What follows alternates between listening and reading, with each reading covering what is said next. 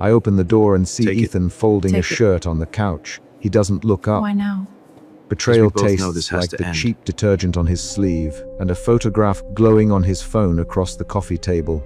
"What are you doing here, Maya?" He asks without standing. My voice hits him before I decide how to shape it. "I'm taking the last box," I say. The word betrayal sits in those sentences and pushes everything I do for the next few hours. I move through the living room with my keys still in my hand. The couch cushion leaves a folded ridge where he sat. A stack of shirts, a toothbrush in a cheap plastic cup, a half-emptied packet of aspirin on the side table. These objects list where we lived together and why I need to leave. I set the shoebox on the coffee table. I want what I brought. A pair of worn journals, a sweater with the sleeves mended, the thin gold necklace I never took off. The apartment smells like cedar and citrus and a faint unfamiliar perfume I can't place. That scent tightens something in me. Suspicion moves to anger. "You left it on the counter last night," Ethan says, folding another sleeve. "I thought you'd come by." His voice is measured. He keeps his hands busy. "Ethan," I say, "don't make me do this twice." I kneel and start pulling clothes into the box. My fingers are steady because I practiced exactness for weeks. What to take, what to leave behind. Action steadies me. It turns the betrayal into a task. He reaches for a shirt and pauses. "Maya, talk to me." His sentence collapses. He doesn't use the word divorce. He doesn't have to. I count the empty gaps in his explanations like small wounds. My breathing changes. Suspicion flips into something colder, accusation. Before I can respond, there's a knock at the door, and Anna comes in without waiting. She steps past me into the kitchen and drops a bag of paper plates on the counter. "Maya," Anna says, and she says my name like a rope thrown between two buildings. She looks at Ethan with a face that expects an answer. "I saw Ethan last night." She tells me, eyes not leaving him, he wasn't alone. He left with a woman from the concert. Her sentence is a new physical fact. It lands in the room and raises the stakes. The three of us circle the table with the shoebox between us. Anna's hands drum, Ethan's jaw clenches. I reach for his phone because my hands know to search for objects that tell the truth. "Don't touch my phone," he says. But Anna has already said. He can't hide it. We all have screenshots now. Her words move the argument from memory into proof. My fingers find his phone and a message thread pops open. Names, emojis, laughing faces. The phone glows with an image of Ethan smiling beside a woman I don't know. My mouth dries. The accusation becomes visible as a photograph. Emotion shifts. Suspicion, outrage. Ethan steps forward. "It's not what you think," he says. He holds his hands like someone trying to keep a fragile thing together. "Maya, listen." I cut him off. "Not what I think." "Then tell me what to call this, Ethan. Call it a mistake. Call it a coffee. Call it whatever keeps you from saying you left me." My sentences are short. I want them to be sharp enough to remove his cover. He avoids my eyes. He keeps folding. Anna repeats the concert details. "I saw him at 9:20. He left with a woman in a green coat. I called you, Maya, and you didn't pick up." Anna's voice is quick and plain. She piles dates and times into the room so I don't have to remember them. Her arrival and accusation are a second external event inside the first confrontation. The argument spreads. Ethan goes to the kitchen, grabs a glass, and then thinks better of drinking from it. He moves slow, like someone conscious of every visible motion. I find the empty ring box in the bottom of a drawer when I push open the kitchen cabinet to reach for my journals. My fingers close over nothing but felt. The box is a small fact that refracts the whole argument. I hold it up. "Where's the ring?" I ask. Ethan says, "I left it here," then corrects himself. I thought. He pauses too long. That hesitation tells me the apology might be prepared but not true. Emotion shifts again. Outrage, hollowed disappointment. He fumbles through explanations. "I put it away for safekeeping," he says. His mouth forms the sentence like a man reciting from memory. I go to his phone and find a message that ends with a heart emoji and a time stamp after midnight. The concrete lines on the screen change the fight into something that cannot be solved with promises. The photograph, the missing ring, the message, these details triangulate each other and force a real decision. A white envelope slides under the door while we argue. The sound is soft and deliberate. I pick it up. There is a mediator's letterhead and a small stack of papers with Claire's name on top. Claire, the attorney we had met once at a coffee shop when we were still pretending compromise was easy. Seeing Claire's name turns the standoff into a legal fact.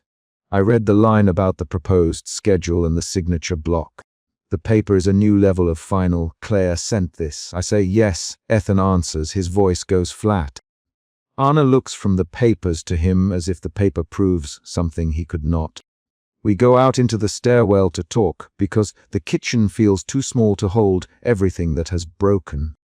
I list the small betrayals out loud because naming them keeps them from recombining. You cancelled dinner without telling me 3 times.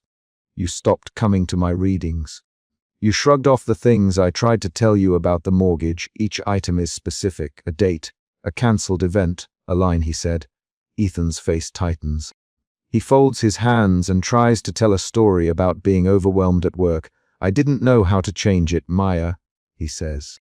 His sentence is a confession and a defense. He looks down, jaw clenched. We trade rapid lines, 3 and 4 short exchanges that sound like small punches. You always say that. I tell him, you never changed. Anna adds, Ethan. Tell her what you didn't know how to change, I demand. I didn't know how to stop shutting you out, he says. I didn't know how to be home when I was home. Each reply peels back a layer. The stairwell echoes. Our voices ricochet off the concrete. Outside on the street, the city hums. Anna asks if I want her to drive me. My hands have stopped trembling, but my throat is raw. I breathe through the cold, and my relief is an odd animal, small and surprised. I let Anna drive away after giving her a few instructions about the boxes. The street light drops a pool of yellow over me. Silence lands as a neutral witness, but silence is not peace yet. It's the place where decisions begin. Back at my rented room later that night, I sign the paperwork Claire emailed me. The pen scrapes. The signatures feel like nails hammered in soft wood. Each stroke makes the separation real. I fold the document and send the scanned copy. The act of sending is a final, concrete motion. I put the empty ring box into a drawer labeled for things to give away. My hands fumble. There is a trimmer near the base of my palm. The drawer closes with a click that ends something. When I recheck Ethan's phone one more time, I find a photograph I hadn't noticed before. Him at a concert, arms slung over a woman I do not know, both laughing. The image was taken at 11:59, the same night he said he was walking home. My breath shortens. This new photograph is the mid-chapter twist. It makes the earlier explanations impossible to hold. Anna's earlier testimony and the ring are no longer only suspicions. They line up with evidence. The twist forces me to stop trying to salvage his words and to act. I go back to the apartment because the threshold has to be crossed one last time. The door swings in. Ethan stands near the doorway with a pair of keys in his hand and the empty ring box on the table. Anna is there for support, her shoulders held back like she is protecting me from the moment. Give me the keys, Ethan, I say. Give me the keys and I'll leave. He looks at the keys as if deciding whether to hand over a part of himself. Maya. He starts. Don't, Ethan, I say. I hold out my hand. He drops the keys into my palm with a small clink. He tries to speak again and Anna steps close. He left with someone else. Ethan, Anna says, that's not for you to ask us to forget. The line lands hard. Hands stuffed into pockets, Ethan reaches for the ring box and opens it. It's empty. He makes a face like a man seeing evidence of his own absence. I thought I'd put it somewhere safe, he says. His voice cracks on the last word. He folds into himself, and for the first time I see not just distance but fatigue. I hand him the empty ring box and the keys. Object for object, we exchange our past. I take a step backward and walk out. The threshold acts like a hinge and the door closes with a definite sound. On the sidewalk, the city smells like wet pavement and coffee.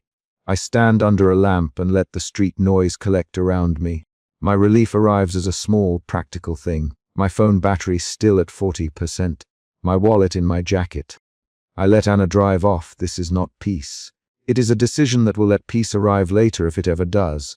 Emotion settles into quietness.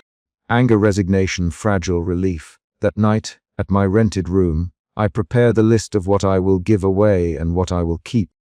I pull the thin gold necklace from my neck and set it on the nightstand. It clicks against wood. The necklace is the one thing I've worn every day since our wedding. It is a small, concrete tether.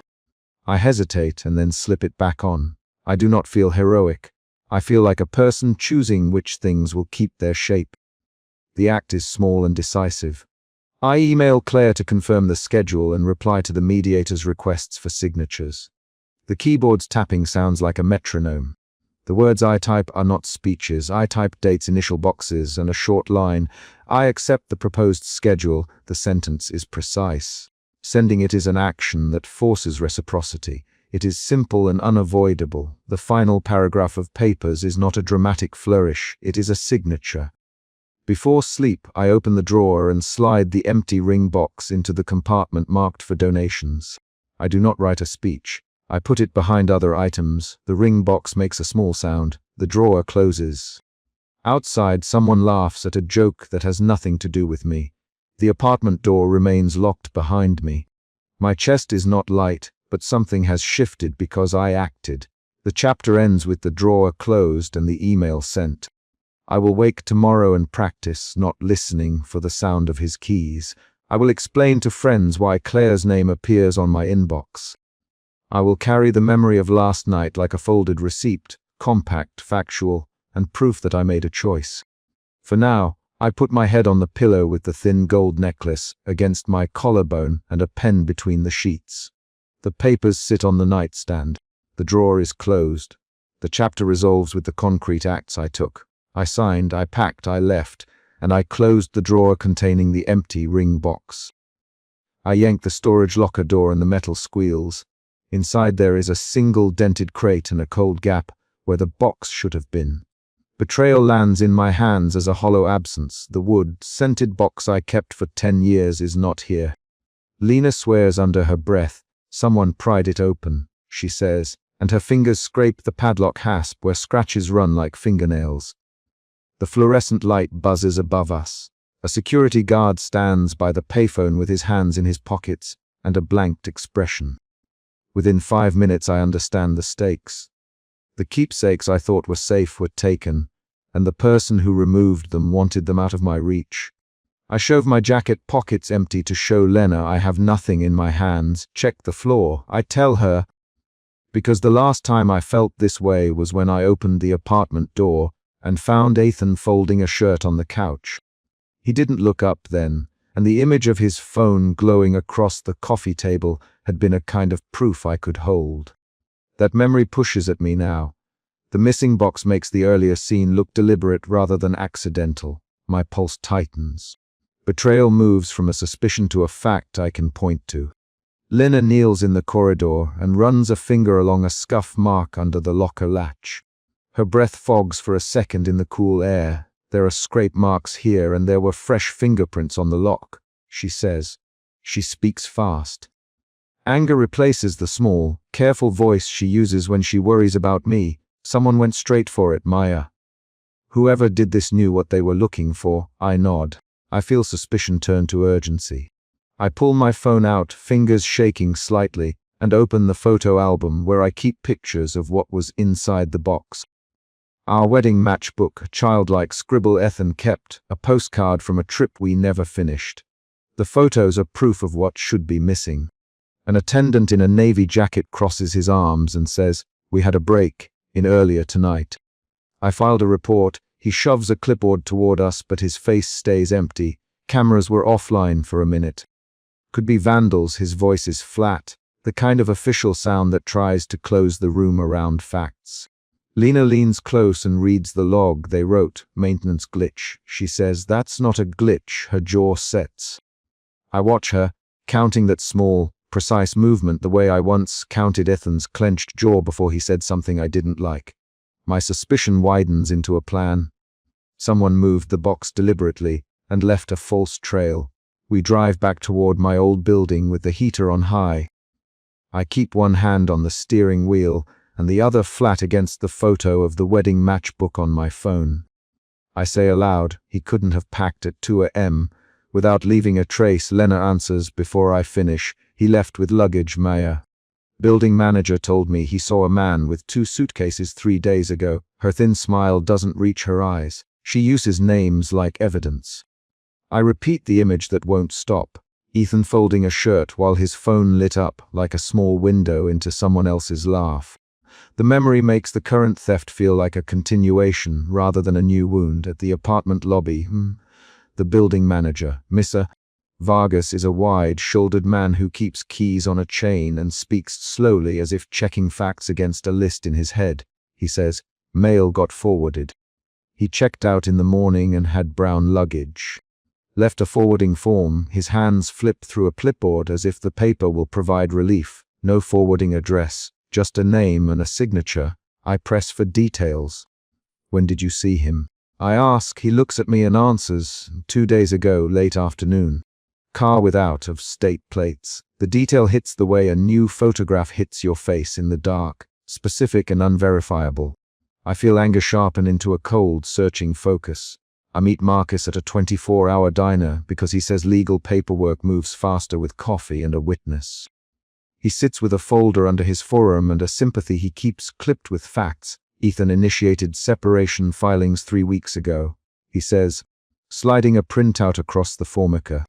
The words look clinical on paper. I let them sit between us. Marcus speaks with the bluntness of someone who keeps trouble organized. "It wasn't a fight that split you two. It was a paper trail." He taps a line on the document. He set things in motion. My suspicion turns into a new emotion, a clear, prickling outrage that demands a target. Why would he hide it? I ask. Marcus shrugs. People erase things for reasons. Money. A new life, or to control what's left. He says it like listing options. I close my mouth because listing reasons will not get my box back. Lena is reckless now. She slides a battered phone from her bag, a device she says she found in a delivery locker, and rewinds a grainy recording. The sound is thin. A woman's laughter presses against a jangling of cutlery. The recording is short. A voice saying, "I'm glad you came," and a second voice answering, "We needed this night." Lena holds up a crumpled hotel receipt. The date matches the night the locker was emptied. "This places him near a studio hotel downtown," she says. A new decision ripples through me. I can sit with paperwork at a diner, or I can follow this trail and force an answer. My anger, my need for the question to be answered, nudges me to move. We race across town with the city lights folding into streaks. Lena drives like a woman who has rehearsed a dozen times in her head where the exits are. "Tell me exactly what was in the box," she says without taking her eyes off the road. I list the items. A postcard with stamped corner, the matchbook, a thin ring Ethan and I bought on a trip. I can name the shop of a child's drawing that was not mine. Saying the objects out loud makes them concrete again. Each thing is a small accusation. "If someone wanted to erase you, they'd take those," Lena says. Her voice is steady. My desperation sails into a new mode. Pursuit. I lean forward and touch the ring photo on my phone as if I could feel cold metal through glass. The rented studio has a narrow stairwell and a sliding door that parts into a room with a large window. Rain slats the pane. The city glints faintly beyond. I pull the door and find Ethan with another woman, the two of them angled toward a small table scattered with film canisters, a cigarette pack, and an open suitcase. The air in the room is cramped with questions. My first words are sharp. "Ethan." He looks up with a face I've known since we were 25. There is surprise, then a quick social mask he wears when caught. "Maya," he says, carefully neutral. The other woman does not speak first. She sits with her arms folded, checking a phone. The sight of them together moves me from pursuit into confrontation. I step inside and the room shifts into verbal motion. "What is this?" I ask. "Why is our box gone?" Ethan's expression shuts like a door. "Maya, you shouldn't be here," he replies with measured distance. I say, "Don't tell me not to be here." "Not after you moved things out without saying a word." The woman stands and looks at me. "I'm Julia," she says. "I work with Ethan." Her voice is even. I press forward. "Julia, did you see Ethan with my things? Did you take anything?" She shakes her head. "No." I didn't touch your things. My anger becomes an interrogation. I ask direct questions because ambiguity will not answer. Ethan holds his hands out as if to explain. I left because we weren't working. He begins. His words are chosen. Marcus's papers hang behind them like evidence. We needed space. I interrupt. Space for what? You had a suitcase, a forwarded address, and now a missing box. My voice tightens. I feel suspicion turn to a brittle demand for clarity. Did you take it? I ask. He looks down and says, I didn't take your box, Mayor. He is honest in the way that is also evasive. His jaw clenches before he says it. I notice the worn band ring is missing from his finger. I dig for a fact. Where is the ring? He answers, I left it. I left it on a table somewhere. Before I left, his eyes flinch. I register the inconsistency and push harder. The argument accelerates into short, sharp lines. You left with a suitcase and a forwarding form. I say, you filed for separation. Maya, I told you I needed to go. Ethan replies, you left a week before the filing. I counter, no, I didn't. He says, yes, you did. I snap. You folded a shirt on the couch while your phone buzzed. Maya, stop. His hands fold into himself. He avoids my eyes. Stop what? I ask, stop accusing me of things didn't do. The rapid back and forth hits 3, 4, 5 lines. Each line is a chip at the other person's armor. The other woman watches, silent, then says, you two should calm down. Her calm is a provocation. The exchange lays bare how both of us keep repeating the same facts until one version stays. Then Lena bursts into the doorway, breath sharp from running. She slaps a hotel receipt and a photograph onto the table. This came from a locker drop-off. She says, Ethan, your name is on the booking. Ethan lunges for the papers. That's not mine, he says, voice higher. He flips the receipt with a shaking hand. The picture shows Ethan laughing with another woman in a restaurant booth. Her face is not unrecognizable. It is a moment captured like a truth. The room reconfigures. My suspicion darts toward a new place. I feel confusion and then a stinging, sick clarity. Betrayal feels not only like absence but like a decision I can name. Ethan steps back, the way a man steps away when he knows a lie is about to be uncovered. Maya, I can explain. He says, explain what? I ask that you were planning this. I jab the photograph toward him. I folded a shirt on the couch because I was packing. Maya, he looks at me. I wasn't planning to hurt you. His voice has an edge that tries to be earnest. Lena laughs once, short and scornful. You left with luggage and paperwork, Ethan. Explain that Marcus's printout hangs between our memories and the new evidence like a weight. The confrontation pivots on his reaction. Ethan's hands tremble. He says, I thought I could do it quietly. I thought I could take what I needed and not make you bleed. His words come fast and messy. You thought you'd take our life apart and spare me the scene. I ask, that isn't candor, I say.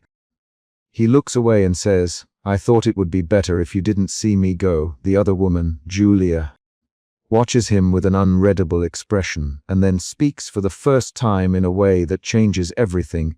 He arranged a client booking the same week. She says, he used the studio to move things. She names a method.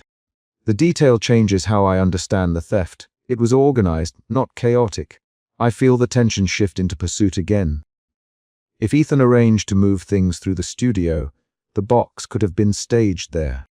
We search the room while he protests, and the woman stands like a border between two versions of truth.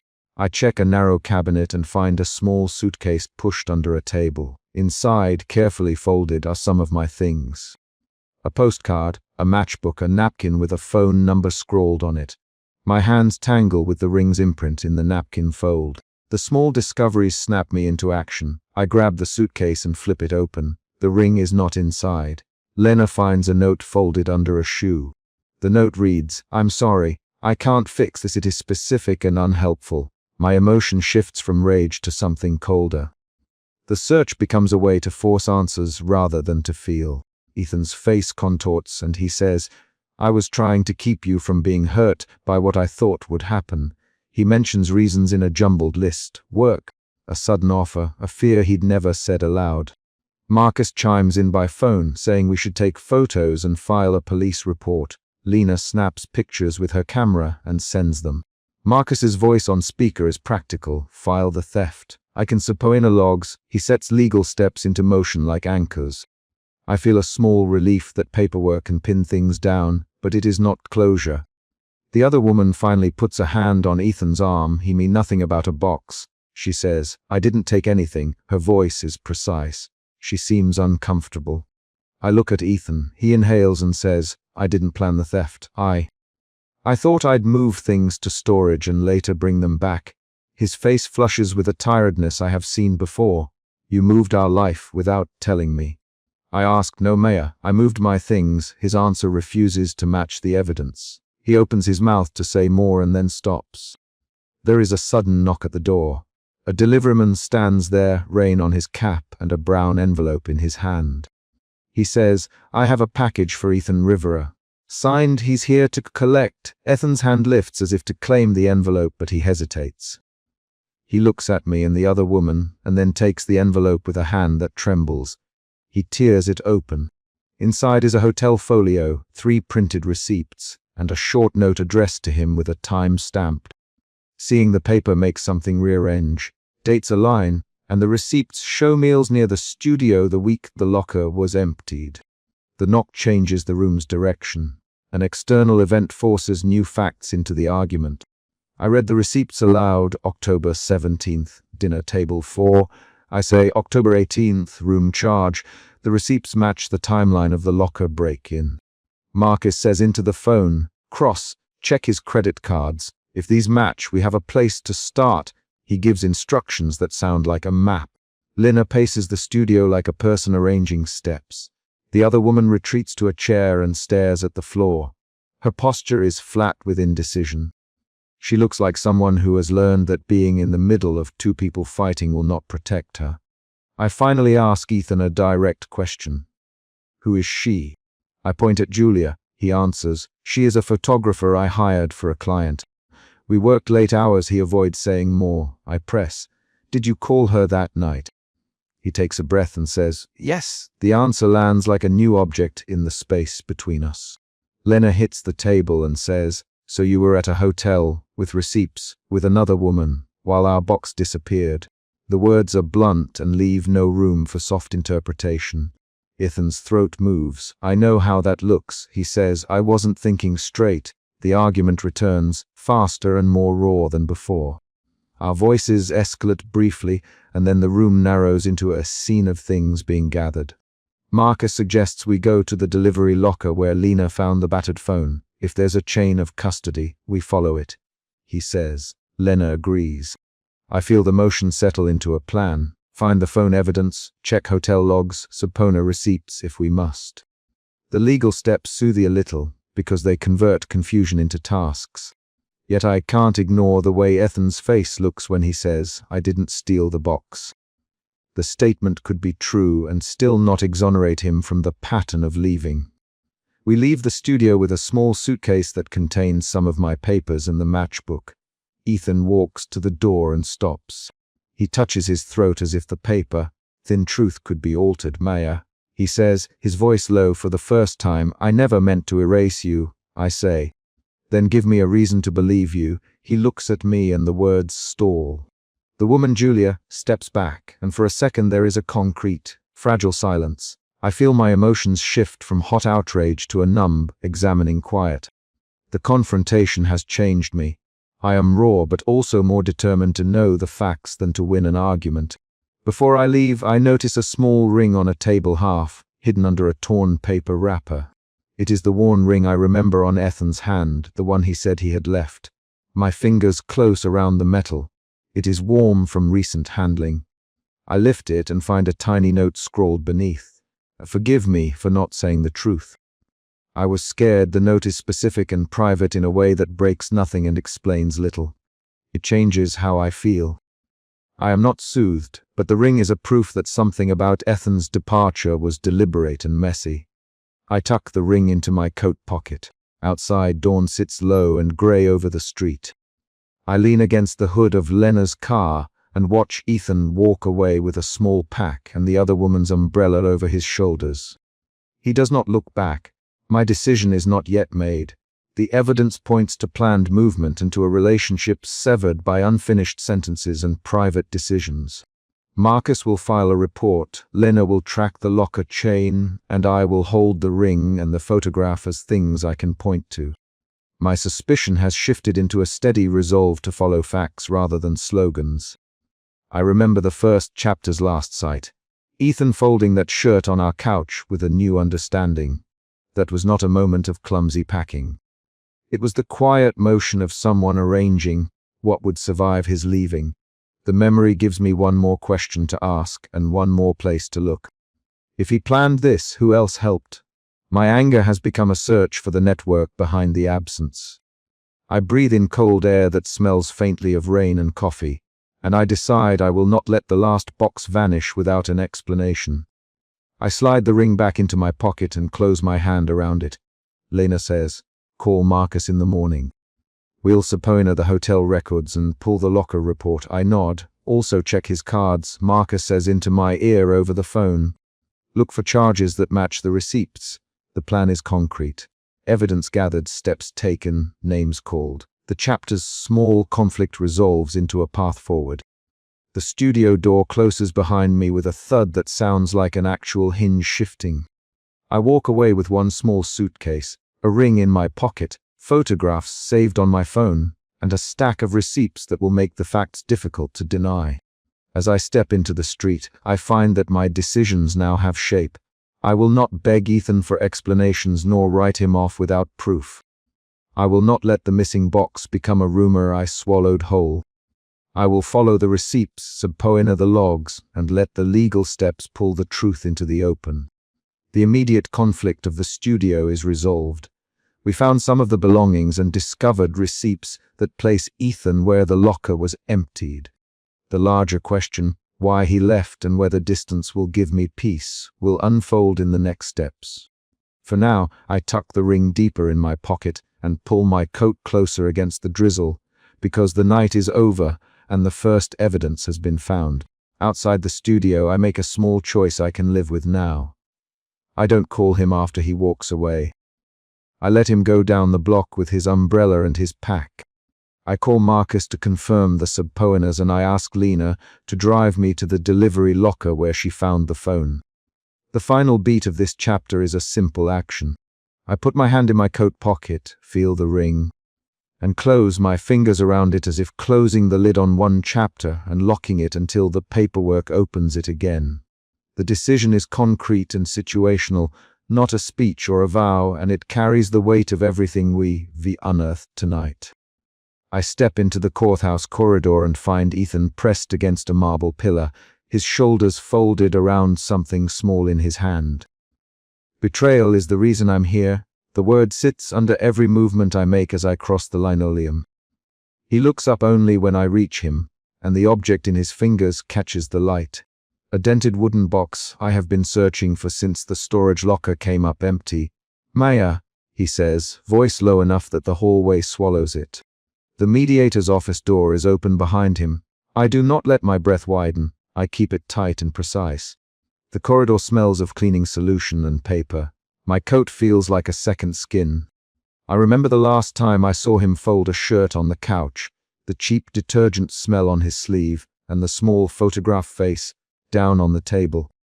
That image came back the day I found the storage locker with only a dented crate and a cold gap where my box had been. Today the gap is in his hands. Betrayal has been the motion that brought both of us back to this place, and it is the motion that will make me choose. You relate, Claire says without looking up when she sees me from inside the mediation room. Her fingers move to a stack of papers. "We can start now or we wait." She is careful, efficient. She speaks like someone who handles fragile things for a living. Lena comes in behind me, sliding her bag off one shoulder and planting herself in a chair with the steadiness of someone who has driven 50 miles at dawn to stand in my corner. Lena's face is a direct line, Maya, she says. Her voice is short and steady. "Don't let them waste your time. The line between us is practical." She drove me here, carried boxes at the storage unit, tried to calm the flash of anger when I tore open empty crates. Lena has been one of the people who turned the missing box into a problem with a name. She is the one who swore it had been pried. Someone pried it open. She told me at the locker. It wasn't left alone. I nod now. And the action is a decision. I will open whatever Ethan puts on the table in front of everyone. Nora pushes the mediation door partway and steps in, carrying the wooden box like a relic. She sets it down with both palms flat, and for a second the room rearranges itself around that object.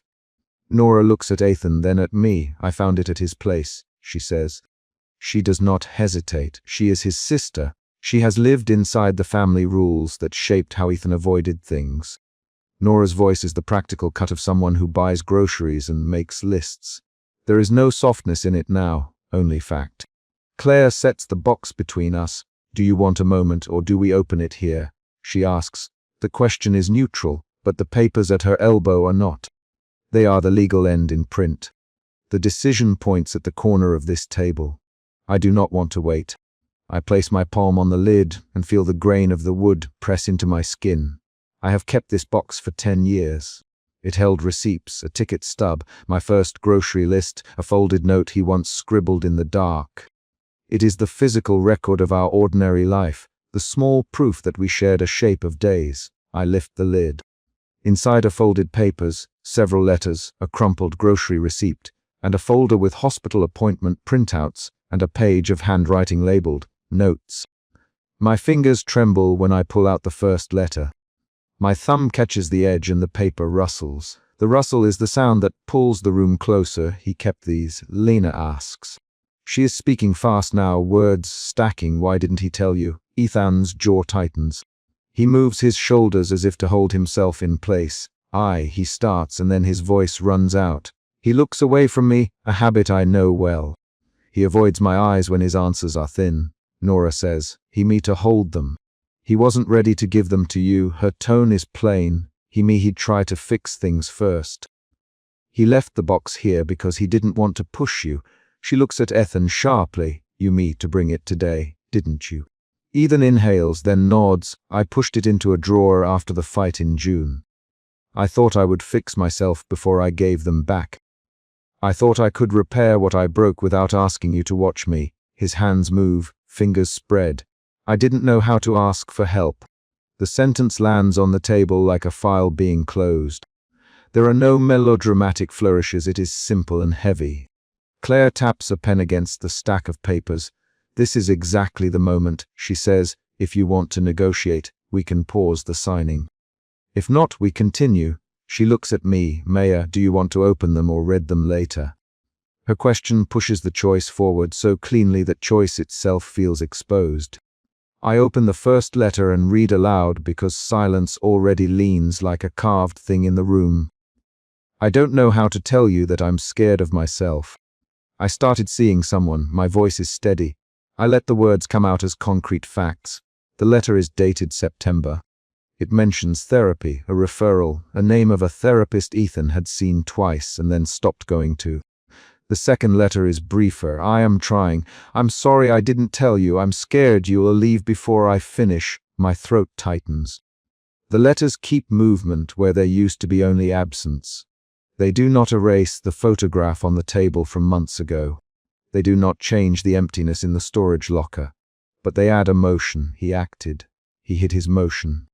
Ethan's voice comes quickly now. Maya, I went to one session. I didn't know how to keep going. I thought I would figure it out myself so I wouldn't drag you into it. He looks at the letters on the table. I wanted to write everything down first. I wanted to be able to show you proof that I wasn't backsliding. He reaches for the folder. I know it looks like hiding. I know it looks like betrayal. I'm not making excuses, He stops. Lena leans forward. So you hid it. That does sound like betrayal, Ethan. She says his name hard. You hid it. You folded yourself away and expected her to keep living with an empty place next to her. Ethan snaps. Sharp. Lena, don't do that. Don't make it simple. The room tightens. Claire clears her throat.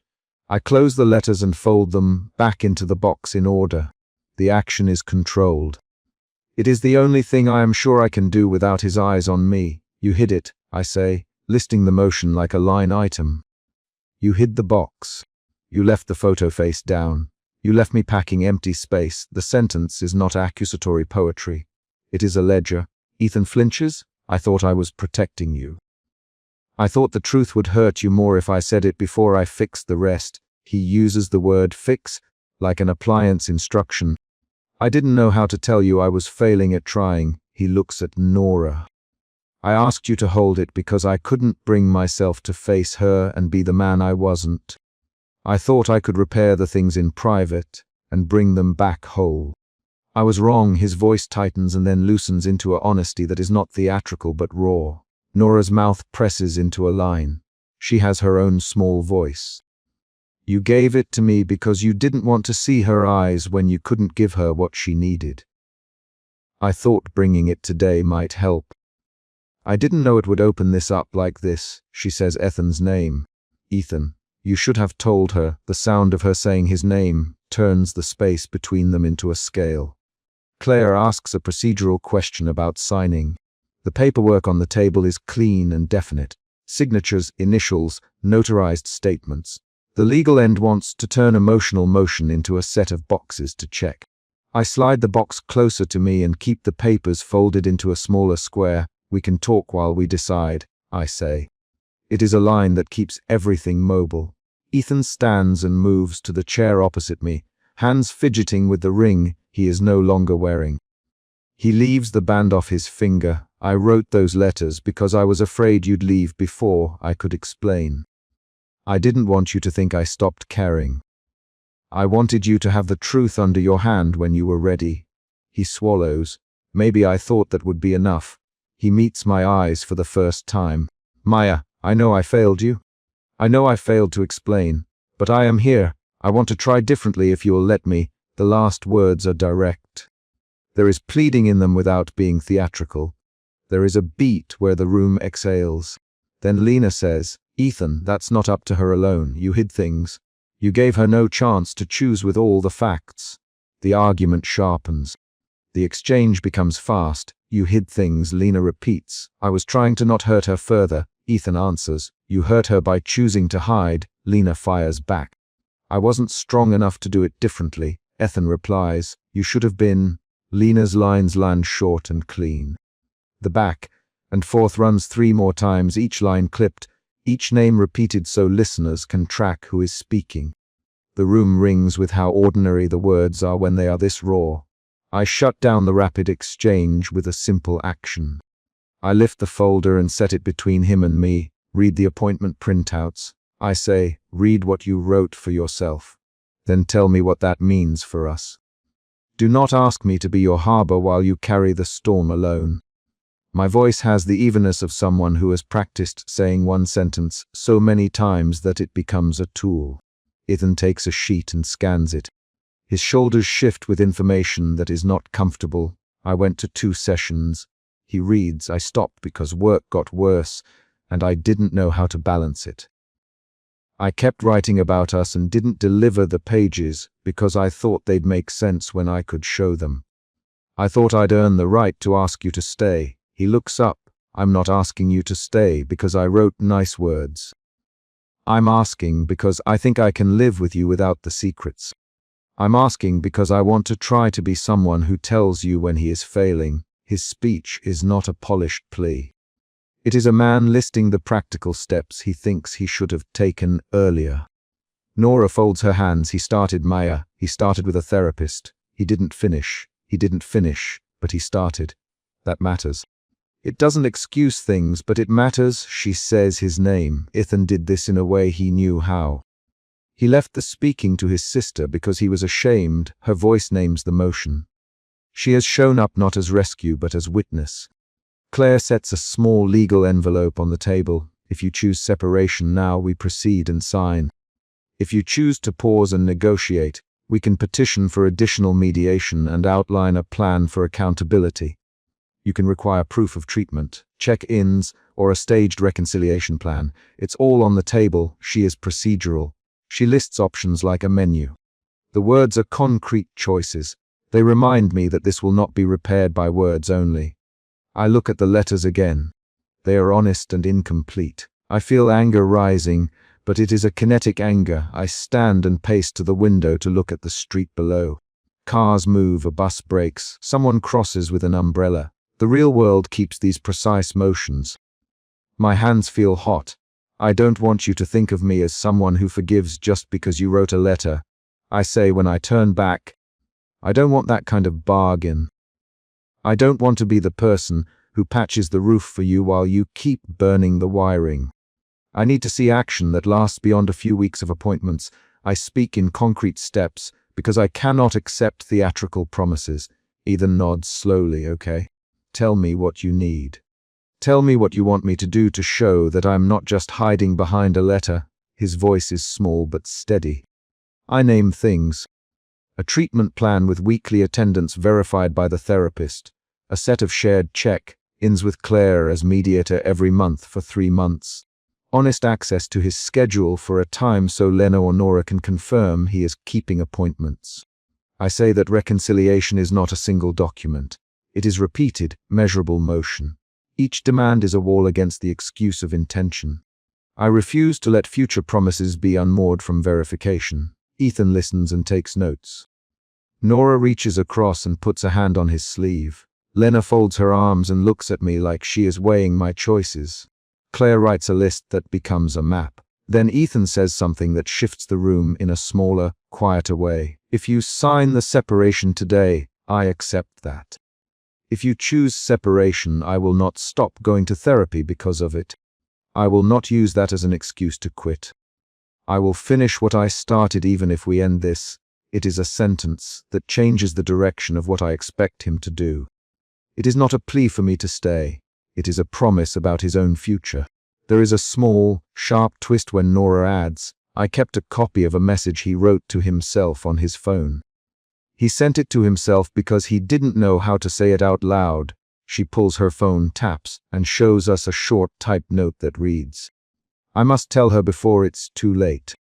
I must be willing to lose her to keep her safe. The note is concrete and surprising because it shows he had an archive of intention but feared the confrontation. That detail reframes the earlier absence. His avoiding me was not merely wanton refusal. It was a frightened, private motion. The tension reaches the peak when I must make a concrete decision. The mediator sets the papers forward. The legal language asks for initials, signatures, notarization. I feel the weight of making a decision that will become irreversible on paper. My fingers hover above the pen. Ethan stands and comes to the table. He does not grab my hand. He sets his free palm flat on the folder and says, Maya, I cannot make you stay. I will not coerce you with promises. Sign for separation if you need to, but know that I will finish the work I started. If one day the work shows I am someone who tells the truth sooner, then you can decide whether to let me back into your life. Until then, I will not ask you to bridge what I closed. His voice is not theatrical. He names his constraint. His name on the sentence changes the role he takes. He offers accountability rather than argument. Lena exhales and says, that's the kind of promise we can test, Ethan. That's a start if it's real. She faces me. Maya, do you want to keep the box? She asks. Her question is practical. She knows objects anchor decisions. I slide the wooden box toward me and close my hand around it. My fingers press into the worn grain. I make a decision that is not dramatic. I will keep the box and the records, and I will sign the separation documents today. I tell Claire, sign them. Put the date. The word is crisp. I am not choosing to punish him. I am choosing a boundary that keeps me safe while he finishes himself. The formal signatures happen with small, mechanical motions. The notary stamps a line. Ethan watches the pen move. He does not try to stop my hand. When the final paper is folded into an envelope and Claire hands me a copy, I feel the end of a shape in my ribs. It is not a poetic dissolution. It is an administrative closure that matches the place where action stops. Outside the mediation room, the hallway opens into afternoon light. The sky is a flat, warm color. I pull my coat closed and hold the small cloth pouch where I keep the ring. My steps are deliberate as I walk to the car with Lena. We do not speak for a block. Then Lena says, you did what you needed to do. Maya, her voice is small and steady. At dusk I walk alone along a soft golden street. Street lamps begin to glow warm. I slide the wedding band in the pouch and feel its weight go into the cloth. I do not make a speech to myself. I tuck the pouch into an inside pocket and in the same motion turn my body the opposite way of Ethan's apartment. My feet move like someone measuring distance. A taxi passes and its light washes the pavement. I hear a child call across the street. I keep walking. The action that closes this chapter is simple, definite. I put the ring away and step away from the address that used to shape my nights. The movement is not triumphant. It is practical, precise, resolute. When I reach the corner, I pause only to breathe in the smell of coffee from a late, opened caf and the faint sea salt that clings to my coat. I fold my hands into the pocket where the pouch rests. Someone crosses the street heading toward me, and for a moment our shoulders almost touch. I do not turn. I keep walking. The mediation envelope is in my bag. The letters that shaped the earlier argument sit in the wooden box under my bed when I arrive home. I do not burn them. I read them again later with a ruler and a lamp, and then I put them back. I keep them because they are evidence of what he tried to do and what he failed to complete. They are not a promise of a future. They are a record. Nora texts that night. I told him to keep going, even if you sign, he would. I reply. That's the only thing that matters now. Keep a witness on it, my words are plain. I do not manufacture hope. I manufacture clear steps. The last concrete beat of the day is a small sound. The zipper of my bag closing on the envelope with the signed paperwork. I place the wooden box on the top shelf of my closet. The shelf is near the window that faces the street he walked down for years. I close the closet door, latch it, and then sit at my kitchen table with a mug that still tastes faintly of yesterday's coffee. The house is quiet in the way a room is after the movers leave. I make a list of practical things to change. Update the address for the magazine subscription, call to change the emergency contact, remove his name from my online accounts. Each line is an action step. I do not narrate a sweeping emotional rebirth. I list a sequence of actions. Signed papers, ring in a pouch, therapy plan requested, monthly mediator check, in scheduled, Nora as a witness to attendance. I rest my forehead against my palm and count the motions like a ledger. This is how I repair myself. Not with slogans, not with speeches, but with a set of repeatable, verifiable actions. At night, I stand at the window and watch the streetlight glow. There is no rhetorical flourish. There is only the quiet of a choice solidified on paper, and the knowledge that some relationships improve only when given distance to heal and time to show consistent motion. I close the curtains and put the wooden box under the bed within reach. I will open it again when the work has a record attached. For now, the final action of the chapter is the one I took outside the mediation room. I placed the ring in a pouch, I turned away from his door, and I walked into the dusk. This day ends on that simple movement. The envelope in my bag is a legal end and a practical start. The letters in the box are proof of beginning steps. The mediator's list is a map for how to test promises. The last line of this chapter is a concrete beat. I lock the front door behind me and turn the key for the last time that night, and the sound of the lock closing marks the choice I made at the table and will carry forward into the days to come.